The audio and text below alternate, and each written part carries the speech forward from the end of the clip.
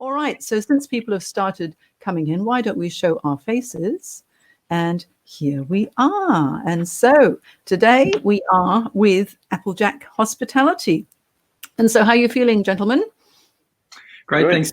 Thanks for having us. Yeah, well, I'm excited that you're here because it's very good timing since phase one has started with regard to lifting of restrictions. So how about I just do a very quick intro, first of all, because people may be wondering why I, as a career management coach, am interviewing you two gentlemen who are the founders of Applejack. So as you know, I'm a career management coach, those of you who already know me, and I help people to make effective career transitions and to find and follow your true passion and direction. However, if the economy is not doing well and there are no jobs to be had, what is the point of knowing your true passion and direction if you can't actually achieve it? So what we want to do is, now that COVID-19 restrictions are gradually being lifted, let's support the economy and in particular the hospitality industry, because the better the businesses do, the more employment options there are. And with Applejack, they're planning on expanding once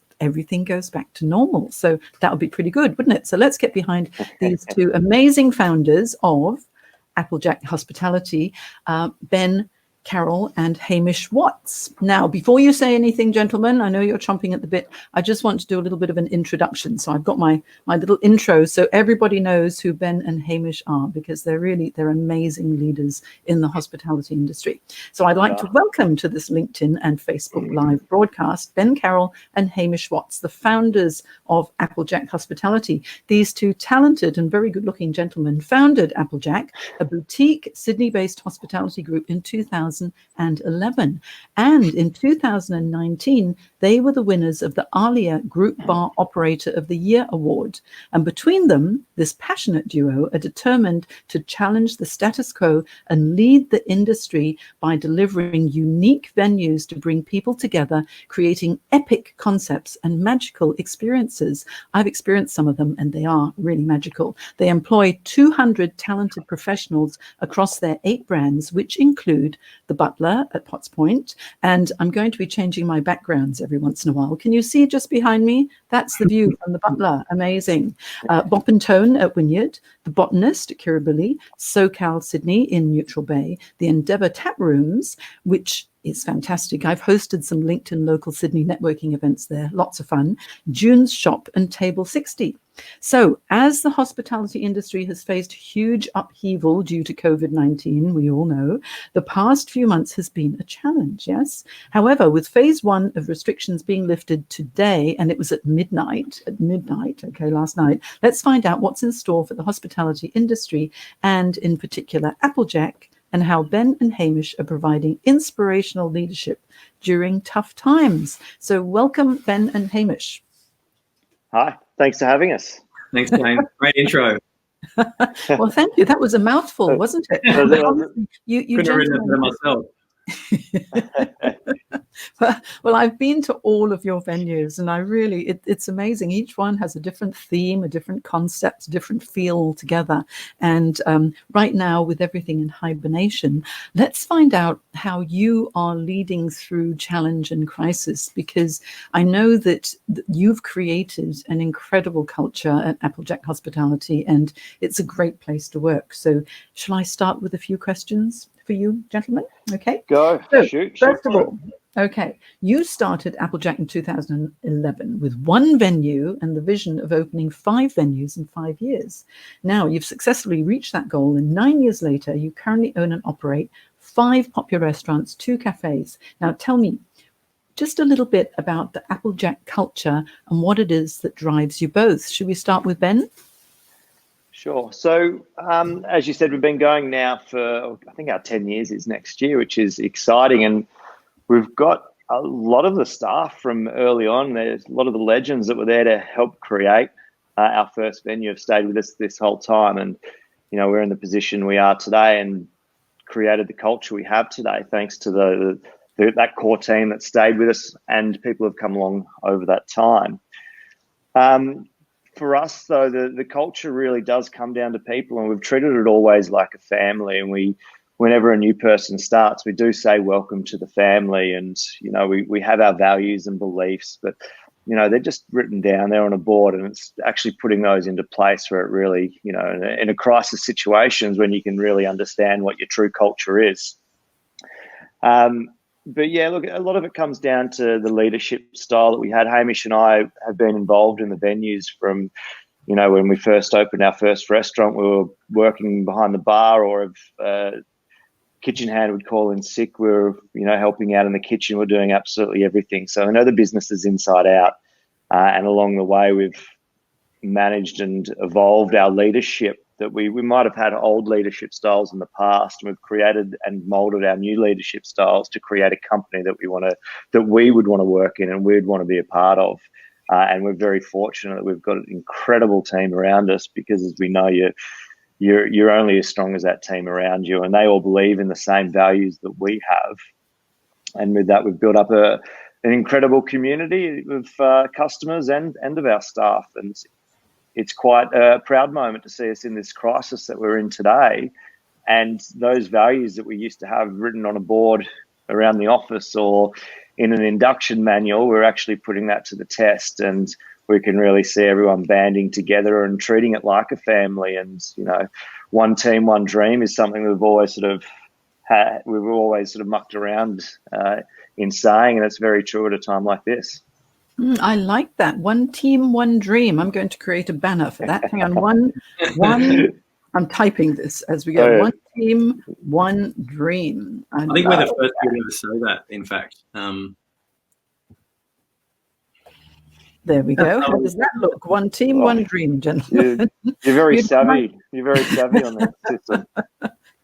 But it's so important to really live and breathe the values, because so often organizations have their values on the board somewhere, maybe in reception, and then when you're actually in that environment, you don't actually see it displayed, and it needs to come from top down. And I know from just your reputation and what people say about you that you really live and breathe your values.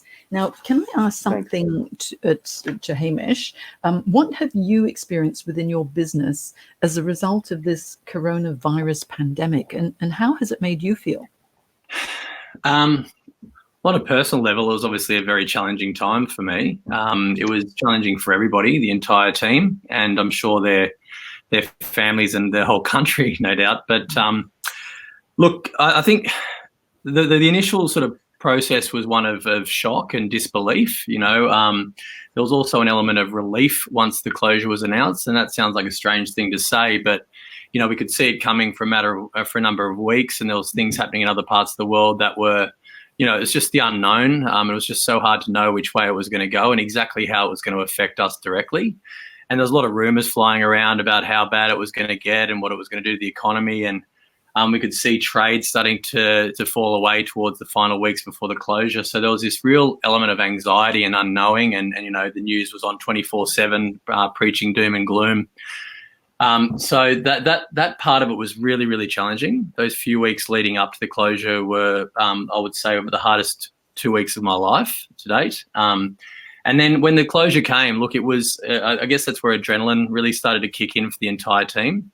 We all went into fight mode, like most people would, and we quickly went about sort of working out the best strategies in which we could to, close the businesses down effectively and reduce as much fallout as possible. And so through doing that, we really banded together, and I think that period of time was seen as a real success for us. The team really rose to the challenge.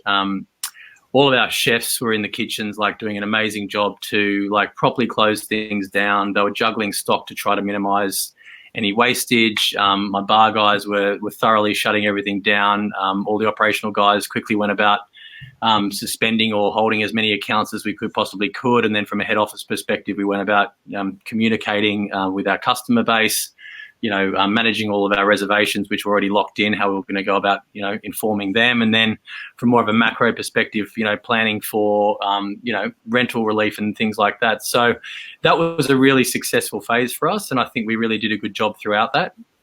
And for me, what we really learned across that time was that we've got a really, a little bit like what Ben was saying earlier, and I don't want to double up on it, we've got a really supportive and appreciative team.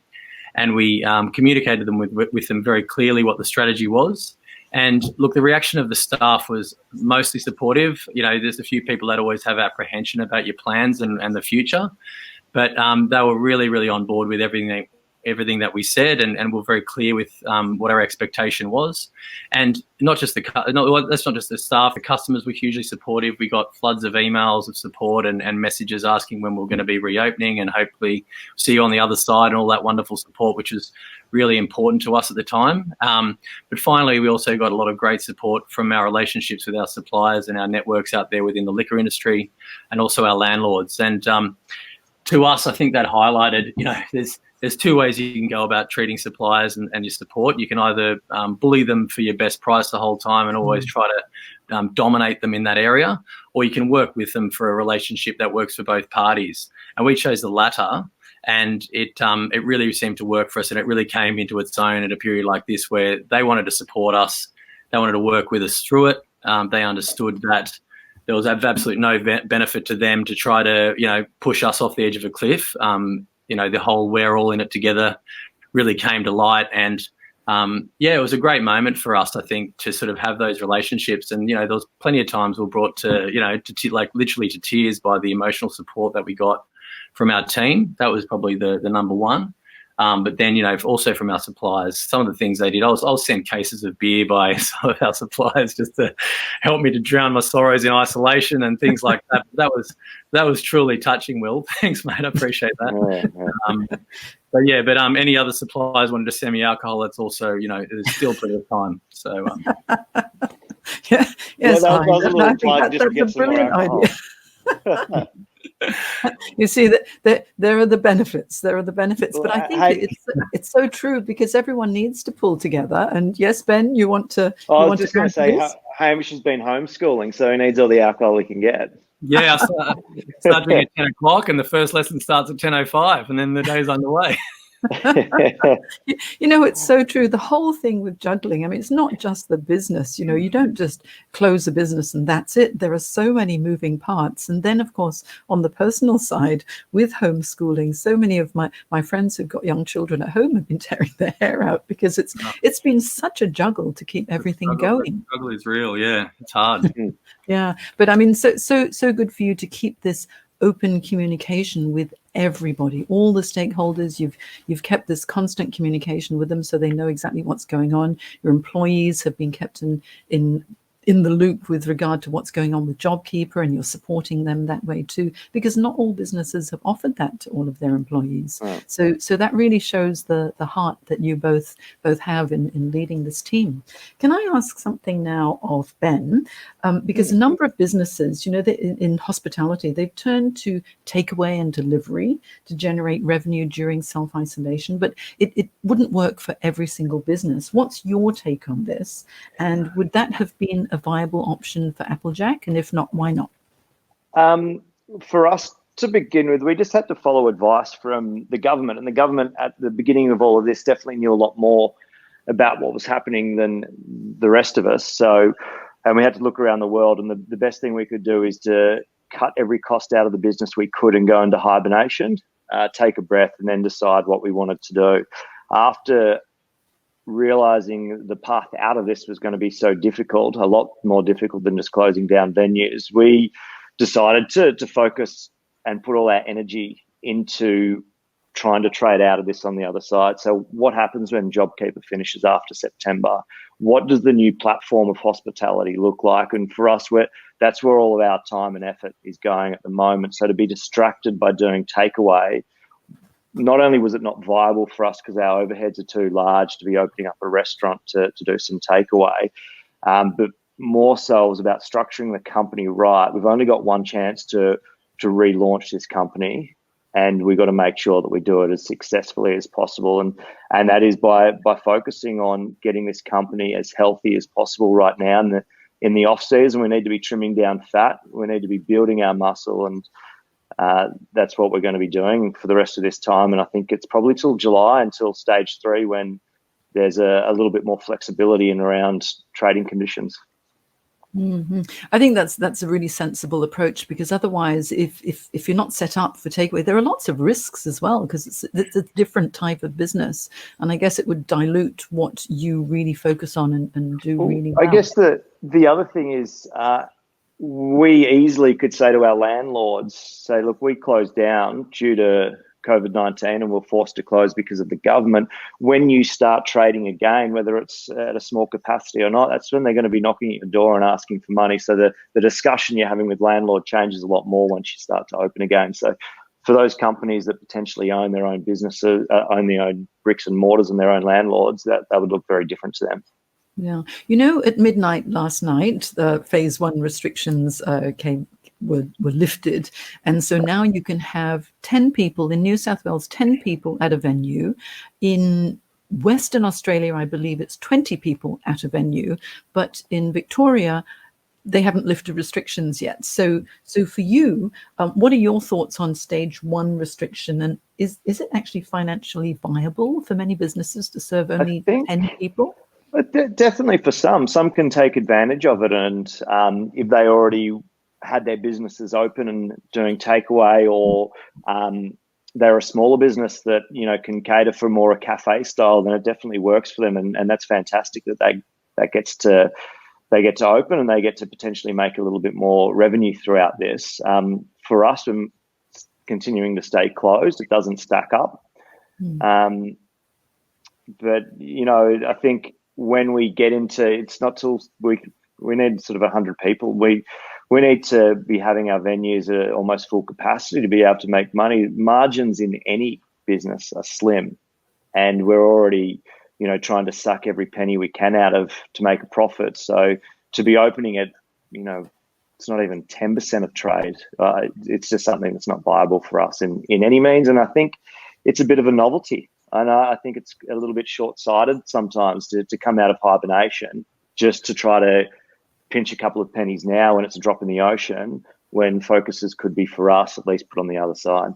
For those who can actually see this, I'm going to just show here behind me. Here's Bopp Tone. Now, can you imagine this venue? At capacity, how many people? It's about 250 people, 200. Including it's got a big outside area too. Yeah. Can you imagine opening this beautiful venue at Wynyard, Bopp Tone, with only 10 people? It doesn't make sense at all, does it? No. No. Yeah, definitely. Okay, so next question, and either Ben or Hamish, you can decide who wants to answer this one. What have you been doing to keep your existing customers engaged with your brands during the self-isolation, and what's the feedback been? Because I know some of the initiatives you put in and they've been really fun. So can you tell us about them? Who wants to take this? Oh, that's a marketing question. That's for Ben. Oh, I guess we were in a couple of minds when this first started. It's like, well, what we do now, are we wasting time and effort right now trying to stay relevant and stay in people's faces? Marketing went into hibernation for a period of time. We're just starting to, I guess, get the company into a bit more of an idle at the moment. We are starting to bring back some more activity, and we have been doing for the last few weeks. And, there's general marketing activities going on there, from, EDMs to, we did a fantastic Mother's Day campaign, and that was everyone in the company got to send in a photo of their mother and write them a message, and it got sent out to our 50,000 people database. So some of that feel good sort of stuff. At SoCal and Neutral Bay, they're doing a Zoom, bottomless brunch Zoom. So we're giving you all the menus to do your tacos and to do your sangrias, and you can put up the Zoom background of SoCal, and you can do that in isolation. Chefs are doing videos. Our group bar manager, good old Lockie. Hey, Lockie's probably watching. He's done a video. So everyone's sort of getting involved. For us, it's not about look at us, look at poor us, buy gift cards. And yes, we'd love you to buy gift cards, and we're definitely trying to push that as well. But we're also just trying to stay connected, and we just want to make sure the community's there and trying to help them. And, this Zoom party at SoCal, it doesn't cost people anything to go in that. And, this Mother's Day love that we're doing, it's all about just staying connected and trying to get through this together and staying relevant. we're not trying to push anything on anyone right now, but we really hope that everyone's there to support us at the end of this. You know, may I say that I got the newsletter from you, and on Mother's Day, my lovely daughters made the recipe, the cake recipe with the poached prunes and the chocolate cake and Nutella cake or whatever it was. It was absolutely delicious. And for you to give that, you know, very special, obviously secret recipe, which is no longer secret, I was very impressed. Did it look as good as the one in the picture that Jason made? Or oh, it looked almost the same, almost. But honestly, it was so delicious. I ate the whole thing, which was no good for my waistline. Oh. Now, right now, recent reports that less than 50% of the population in Australia actually feel comfortable to go back to a bar or restaurant with the restrictions being lifted a little bit because they fear that there'll be a second wave of the virus. Hamish, what do you believe needs to happen for customers to feel really ready to return to your venues? Yeah, look, it's a good question, but it needs to be about confidence, right? And look, we were already implementing a bunch of stuff like a lot of operators were prior to the closure. There's a lot of stuff that we had already rolled in, basic things and things you would expect from any venue now, which seems so strange, is like, hand sanitizing practices for both customers and staff.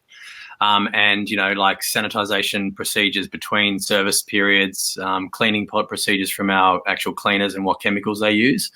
So there's far and wide all the different approaches that we need to take to make customers feel, that we're doing the right thing and that they're safe in our venues, and also that our staff feel safe. So it's a two-pronged thing there.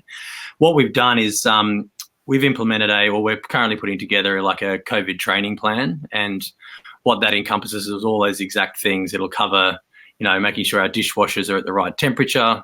It'll cover making sure the staff are, washing their hands every hour and sanitizing in between every table that they touch. Ensure we're looking at things like contactless ordering. We're in the final phases of understanding what's the best way to roll that out and how important that will be to our guests. How we address our menus, and again, what I was saying about cleaning procedures at the table and things like that. So we're implementing a lot of those things. The next part is going to be having to communicate that with the customers. And we're not going to want to go and throw that in their faces, but I think it's important for them to understand how seriously we are going to be taking this thing. So on all of our, websites, all our policies will be available for our guests. We'll be informing them before they come with any reservation confirmations. And when they come into the venue, they'll also be part of the sequence of service to help them to understand exactly what the processes are, to give them some confidence that we're following things and taking things very seriously. We're very lucky in the fact that we've got very clean and well-organised venues, and I think our staff will really rise to the challenge. We'll be pushing a very serious training agenda before they come back on deck. We've got some HR onboarding software that will be pushing all of the documentation through. But by and large, it'll be no different for if we're launching a venue for the first time. The training procedures will be very thorough, and we'll be managing them with an iron fist to ensure that that they get adhered to, because it is that important for us that it gets managed. And for people to be confident, you need to go into a venue and see, a little bit like, if you go to a venue and you know that it's unclean and the staff are unhygienic, you can feel it anyway, but that's going to be more important than ever. And our perception and the way that we handle ourselves and the way that we handle our personal hygiene will be more important than ever, and we're taking it very, very seriously. Yeah, it sounds like you've really set the plan strategically really well. You know what? I've got all of these comments here coming through on LinkedIn. Let me just say hello to whoever's saying hello to us. So first of all, there's Jason. Jason, hello. Mark Murphy, hello. Oh, Alex Baz, hello. It's good to see you here. Jason Robertson, Mark Murphy's down in Melbourne. Bree Wales. Hi, Bree. How are you? Oh, she's a sunny Byron Bay. Joanna Stewart, good morning. Mark McCall. Hello, Jane and everyone. Gulam, good morning. Jason, that's a great point. Keeping your staff. Yes, that's right. Now, let's see. Jason says, great to see these two operators are hands-on as well. Mark Murphy says, in it together for sure. Doyle Bueller. Hi, Doyle. Great conversation, Ben Hamish. It's 20 people on Monday in Western Australia. Doyle's in Perth, so he's correcting me here. And, in New Zealand, it's level 2, which allows groups of up to 2 hours max per cover.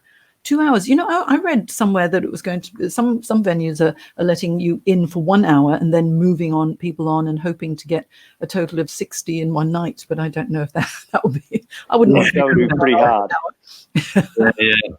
Yeah. So very nice. Thank you for your comments, guys, so far. Now, let me see. If there were to be a second wave of the virus, this is what people are concerned about. Do you think that businesses will survive shutting down for a second time? And is there any way to safeguard against that? That's obviously what everyone's concerned about at the moment. And fortunately, the position we're in, we had to close down once, and it's quite costly to close down. You're losing all your perishable stock. You have to either throw that out or give that away or try to freeze it if it will keep. So it's very costly closing down, and now we're sort of trying to work out, whilst we're in hibernation, if there's going to be a second wave. I think we're still going to be in hibernation if there was. We're going to find out in the next few weeks, and we still plan to be in hibernation in that time. A lot of businesses, I don't think would, they're already just clinging on there. I don't think they would make it through. If we happened to reopen all the venues and a second wave came in October, it would be tough. I'm sure we would survive. There's always a way when there's a will, but it would be super difficult for us. And financially, we've already taken a huge hit over the last couple of months. And that would see us get in a lot more debt if that was to occur, but I've confidence we'd get through it. Mm-hmm. I guess the other part of it is that there's no secret that this is going to be around for a while. So, as operators, we need to adapt and learn how to live with it and trade with it. I think the government will be, very apprehensive to shut things down a second time unless it's very, very serious. So working with outbreaks is going to become something that we have to just deal with and manage. And part of everything, part of our policy is outbreak management and things like that. So, yeah, it would be hard to reopen again for any business if you reopen and then shut and then have to reopen again. But, I think learning to trade through it, learning how to deal with it and live with it is going to be the devil in the detail. Yeah. I think, everybody in the hospitality industry must be, thinking this and being concerned. But I think if you can mitigate risk, the best way that you can, that's all that you can do. And I think you're staying in hibernation for a little bit longer to wait and see is probably a really good policy. It's been extremely challenging, obviously, for the hospitality industry, and hundreds of thousands of professionals in the industry have been stood down because of this, and it's turned the world on its head. What's been your employment and leadership strategy during this time? And I asked this of Hamish. Look, I think we mentioned it earlier. The main thing was communication. From the very outset of this thing, like long before we had to shut down, we made it our position that we would communicate often and we would communicate with clarity, and we would be fully transparent on what our plans were. And we were also fully transparent on how the business was financially at the time, and what we needed to do as a company to get through it together, and what sacrifices would need to be made by the entire team to do so. And that wasn't just something that we just pushed out to our general managers and head chefs and things like that. We included everybody in on the journey, and so to do so, we went about setting up, because we had a lot of communication methods through rostering systems and things that we put in on hold to try to save costs. So we put together some WhatsApp groups with the entire team. We created a Facebook page called Applejack United, and that was bringing together, because traditionally all of our groups were sort of working in venue silos in some regards. So we brought everybody in together, and we went about just communicating as much as we could through. And part of it was policy. So, if there was things that we needed to communicate in relation to, how we're going to close down and what was going to be happening with them from an HR perspective, and, things about JobKeeper and just the stuff like that. A lot of it was to do with that. But we also just communicated with them about, what the health of the company was like and how we were going to sort of trade through this, or not trade through this, to navigate through this. And, a large part of our strategy was that whilst we can't support the entire team, or couldn't support the entire team in a monetary perspective for a long period of time, at least, a lot of casual staff, and there's a lot of, we've got a lot of sponsored workers that didn't get as much support from the government as we were hoping. So we went about trying to offer them as much advice and as assistance as we could to get them through this. So, our HR manager was, going through and pulling everything apart in relation to how you communicate a rental reduction with a difficult landlord, or, we were sending them updates in relation to how they would go about accessing their superannuation if that was something that was available to them. Because what we knew, that there was a ton of information out there. A lot of our staff, some of them not such great English speakers, we needed to really distill that down, take out the nuggets that actually applied to them, and we distributed that information out as often as we possibly could. And that seemed to have a really positive effect on the team. And then another part of it's just about, remaining optimistic. You could sort of preach all doom and gloom, and it is a very challenging time. And whilst we've been as open and honest as we can in relation to the difficulties and the challenges we face, like all leaders have been, we've also just remained optimistic and shown them what tools we have to help us trade and get through the other side. But also, how we're going to manage the processes and open up with a positive impact. So, through all of those sort of methods we've adopted, we've found that we've had really good staff retention through this. Not so long ago, well, about 3 or 4 weeks ago, we were communicating with all of the different staff individually. We went about putting together a spreadsheet with the entire list of the entire team that we had, like for all casuals, whether you worked 1 day a week, 3 hours a week, or full time with us. And we went through and we reached out and made a point of understanding where exactly they were in the world, if a few of them had moved around into different places, and whether they were keen on coming back to work for us. And we were blown away by the fact that we still had probably at least 98% of the workforce were there and waiting, just waiting for us to reopen and to get underway again. So that was a very humbling moment for us. And I do think that we've done well through that by communicating with them clearly from the start, and then offering the support that we could through JobKeeper, and telling them how to access JobSeeker and superannuation and deal with the situation so they're there for us on the other side. Yeah, I mean, wonderful initiatives that you've implemented. With working, self-isolation. I mean, many of your staff are still working, and they're working from home. I've been reading so much about, mental health as well, because people need to practice self-care and take care of themselves. What has Applejack been doing to keep your staff engaged and supported, especially when it comes to mental health during these times? Ben? Yeah, look, there's a whole lot of different angles, and some people, I guess it's understanding people's needs through this time, and I guess touching on Hamish's chat then about leadership, it all comes down to the leadership right now is all about empathy. And if you look around the world, around what different leaders are doing, and look over the ditch there to Jacinta, her approach has been very empathetic, and I think that is very much needed in a time like this. And with mental issues and mental health that are occurring, and I've spoken to a few friends reaching out to them, and they are struggling with being isolated. So if we take that time to understand people's needs, to understand their problems, and to work with them, and some people just want to be included and, touch base with, and other people, they want to go for a walk. So next week in we do a huddle of our head office every week, and next week we're all going to go for a walk together and then sit down and have an outside meeting in the park rather than doing a Zoom meeting. So there's different ways in which you can include people, check in on people. There's a communication outlined by Hamish there. There's an array of things we can be doing. We also offer a free counselling service in the company as well, that people can reach out to that.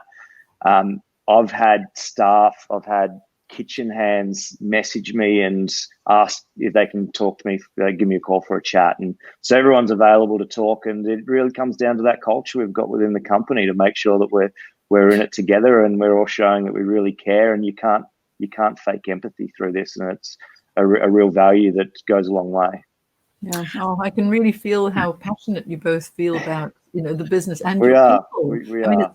It's so important, isn't it? And I think that's why Applejack's such a great place to work, and people really enjoy coming into work there. What I heard is that you've got your own private Facebook group for your team as well, and you've got Trivia Tuesdays and Friday happy hour and games nights and Monday motivation. I think that's lovely. If you want to have me on to do a meditation anytime, I'm very good at meditation, because my voice is so soporific, gentlemen, that I can put anyone to sleep. Background. Wait a minute, hang on. I'm making myself. Here's June's shop. Look how happy and You yellow. know, June's my grandma. That's named after my grandma June. So Bopp Tone's is the restaurant upstairs. Bopp's Hamish's grandfather. Tone's is my grandfather, and that's June. She passed a few years ago now. Oh, that's so beautiful, and it's keeping up with the family theme as well. Yeah. Yeah. I really love Bopp Tone. I love the Botanist as well. I love all of them. Anyway, so let me find out from you, gentlemen, how can the general public help Applejack and also the wider hospitality industry to survive this global pandemic? Download the COVID app. It's, in all seriousness, let's leave politics out of this. If people have got Facebook on their phone and those other apps on their phone, you know, there's a lot more information out there already. They don't need to be worried. So download the app. It's the way we're going to get back to normality a little bit sooner. But something directly for Applejack, obviously, we've got gift cards. Just be interactive on social media. If you can buy gift cards, stay up to date on when we're opening. And just, we love all the messages of support coming through, whether it's through the website, our info accounts, through the email, or through social media. It's very supportive.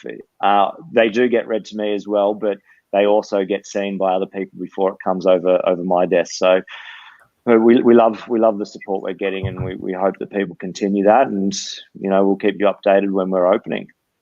Yeah, I mean, the other part of it is like just supporting your local restaurants, like just in general. You know, if you've got a neighbourhood gem that you've always loved for years, and you know they're reopening, you've got to know that they're going to be struggling to get through this, and you know, hit them up, go buy a coffee, say good day, show them your support. That's very, very important, and try to keep it as local and look after the ones that you love.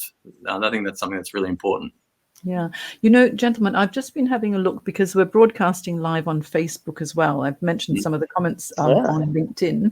But over on Facebook, I'd like to say hello to Ruth, Charles. Hello, Charles. Olivia Trethaway. Love you. Matty. Hello. The Botanist. Yes.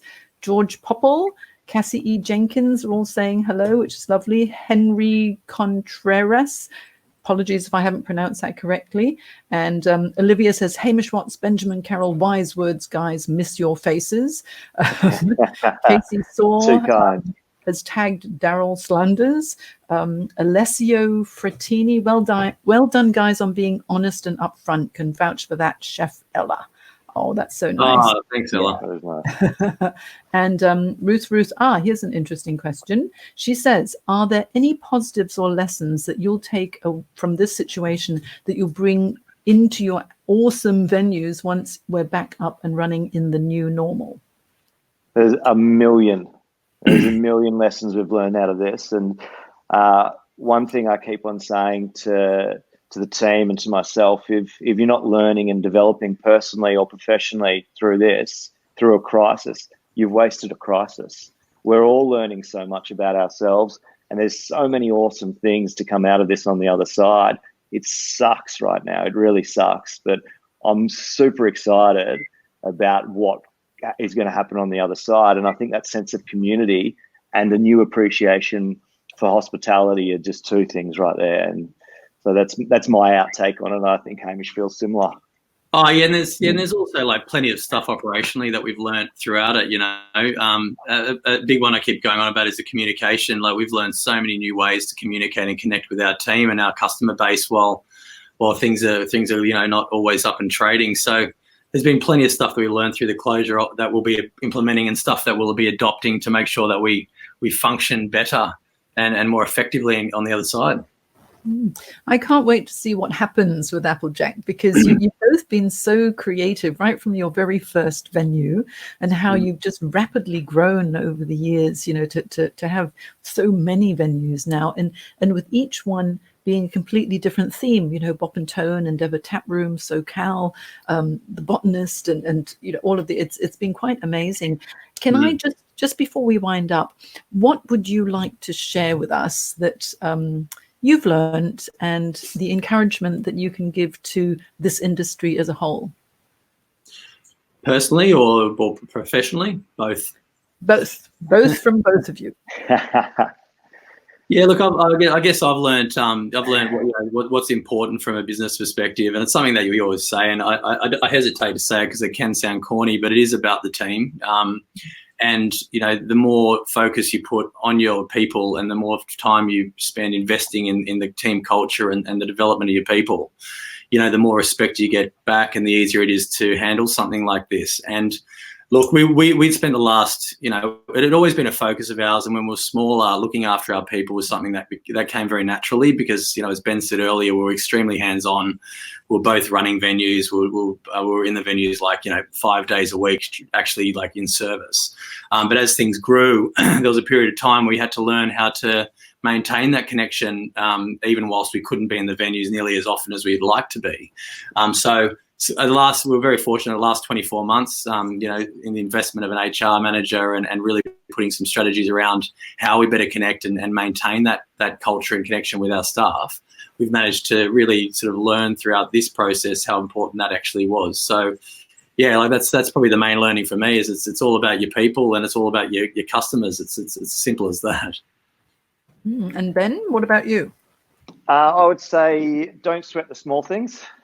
We can see what a big thing is right now, and you can see what that requires to get through it. And the other one was relationships, how important they are from a business world to your personal relationships of wives and families. And I think there's a newfound appreciation for that, which is brilliant. And hopefully everyone understands that and doesn't forget about this in the future. I like that one. I'm just doing a little banner for that one. Appreciate your relationships with your family. Yeah, so important. Oh, and Ben, yes, my little assistant here has just reminded me. And Ben, you're having a baby soon. That's right. Yeah, just in a few weeks, isn't it? 38 weeks today, Jules is. In another 2 weeks, the bags are packed. They're at the front door, and to drop a button, we'll drop something else. We could be in that car on the way to the hospital. So what an exciting time! And this is your first baby. Yeah, this is our first. So this last few weeks at home has actually been, there's a silver lining. It's been pretty incredible just having this time with Jules and myself and our dog, and really enjoying that and preparing for the baby and having some super quality time together. And even, once baby's born, whilst we're working incredibly hard at the moment, we're not having to go into the office every day or go into the venues. So I'll be able to be a lot more involved in the baby's first, month of life or something like that. So exciting times.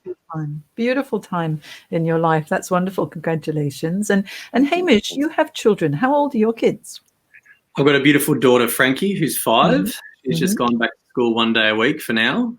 Hoping that might ramp up a little bit soon to free my time up a little bit. But she's it's been an amazing experience, to be honest. We've developed a very close relationship over the last few months working together, and the most amazing thing is just to see how fast they learn. They are actually sponges, and she's been amazing and very supportive and just a beautiful little soul throughout this whole thing. And then I've got an 18-month-old little terror, and his name's Indy, and but it's also been amazing for having him around the house. And I think the one thing about having a child of that age is Frankie, to a lesser extent, she sort of knows there's something going on, but he has no idea, and he's just like, he's peaking and loving life at the moment. And you wake up to smiles, and you just realize, that's where it's at, isn't it? There's nothing really more to life than that, and that's what keeps me going every day. So. I'm laughing because I'm just looking at some of the Facebook comments now. Alistair Flower, I don't know who Alistair Flower is, but he's saying hotties. Settle down, Alistair. Erin saying great interview, Jane and guys. Lindy Riggs says, great interview, Ben and Hamish. Simon Johnson said, so Lindy. Exciting, Ben. So, how nice. Everyone's behind you. You have created a really wonderful family culture. And we've had a wonderful chat today. And I just want to say thank you so much for your time today and for sharing, because I've been so curious as to what's going to happen with the hospitality industry. And it's great to see how the two of you are leading so effectively through crisis and looking after your team as well. If anyone wants to watch any of my other LinkedIn live broadcasts that I've been doing every week since COVID started. I have a hashtag called timeforglobalconnection on LinkedIn. I'm only using it on LinkedIn, but you can start a trend if you want on Facebook, but Time for Global Connection, and you'll see a lot of my other interviews of people and how they're coping and managing through crisis as well. But for now, what I'd like you all to do is to follow Applejack Hospitality, because they've got so many amazing venues, and let's keep the hospitality industry alive and well. Okay, so thank you so much, gentlemen. And, thanks for listening, everyone. And I'll say toodle pip. I will be sharing the broadcast again, so if anyone's watching the replay and wants to comment, just put hashtag replay and we will respond to your questions. So bye for now. Thanks, guys. Bye.